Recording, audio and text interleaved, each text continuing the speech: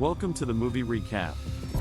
Young author Edith Cushing, Mia Wasikowska, falls in love with and marries Sir Thomas Sharp, Tom Hiddleston, in the early 20th century in Cumbria, England, a crumbling mansion in a largely rural and mountainous region of northern England. However, she soon learns that her charming new husband is not who he seems to be. He and his sister, Lady Lucille Sharp, Jessica Chastain, struggle to conceal the mysteries and spectral beings that lurk in their mansion. Young Edith Cushing, the self-made industrialist Carter Cushing's, Jim Beaver, daughter, is introduced at the movie's beginning, 1887.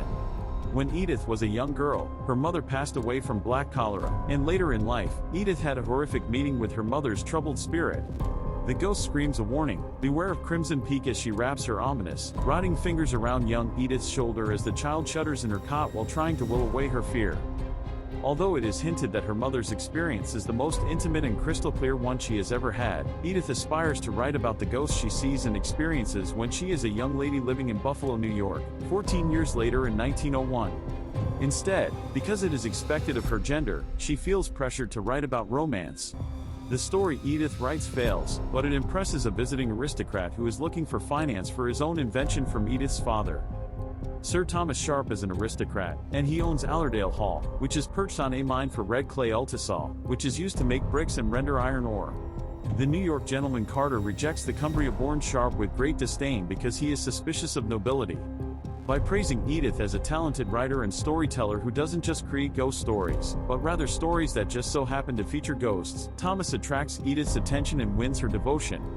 This idea charms Edith, who starts a relationship with Sir Thomas under the watchful eye of her childhood friend. Cushing is brutally assassinated in the men's room by a dark assailant, who also crushes his head. With his untimely passing, Edith turns to a romance with Sir Thomas for comfort.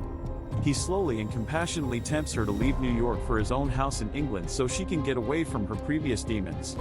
Edith agrees right once and takes ship for England, remembering the pain of having her mother visit her. McMichael is skeptical of this agreement and later travels to London on his own. The Sharp family house is later discovered to be Allerdale Hall, a lavishly decorated but decaying mansion that is teetering on the red muck under it. Although this is initially not conveyed to Edith, the warning goes unheeded because of the crimson clay beneath it, which gives rise to its unofficial name, Crimson Peak.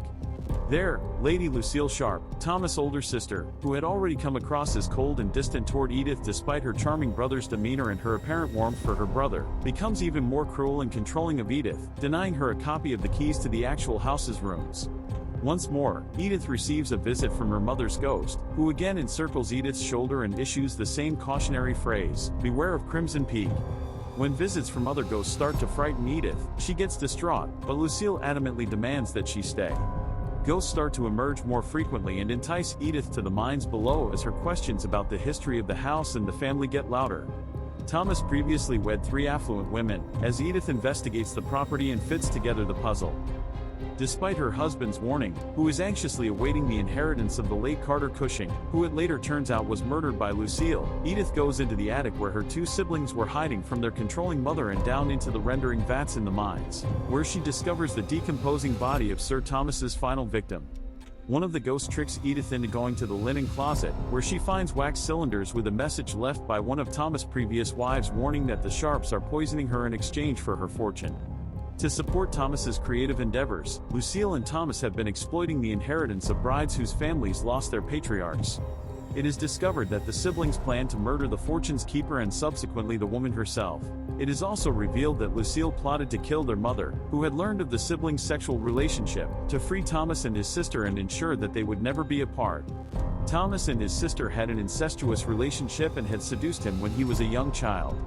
The two clung to their cursed surroundings and started their marriage and assassination plots out of desperation after being left with only the house to take care of. Nevertheless, Sir Thomas has developed a genuine love for Edith and is unable to carry out the act this time. When jealousy and greed drive Lucille insane, she loses her cool composure and turns into a ferocious killer. When McMichael arrives to take Edith back to New York, Lucille, who is holding a knife, stabs him severely, leaving him severely injured. Thomas, who is slain by Lucille in the act of aiding Edith and escaping the house after realizing that his wife is in danger, passes away the better man he had always desired to be. With an equally huge butcher knife, Edith retaliates in fury at Lucille for so thoroughly corrupting the guy she loved. The two ladies engage in a fierce struggle, with Lucille causing a lot of bleeding damage but ultimately being killed by Edith. After leaving Lucille's body behind, Edith goes back home and saves McMichael. The two flee to a nearby city as the ghosts of the Sharp siblings who are now staying in the house are seen on screen. While Sir Thomas, who was previously endearing, is now a ghost and still plays the piano while appearing to have hate in his eyes, Lucille has turned into a ghost. The last image suggests that Edith has since published her memoir, appropriately titled Crimson Peak, which details her experiences. Thanks for watching. If you like content like this, please don't forget to like and subscribe.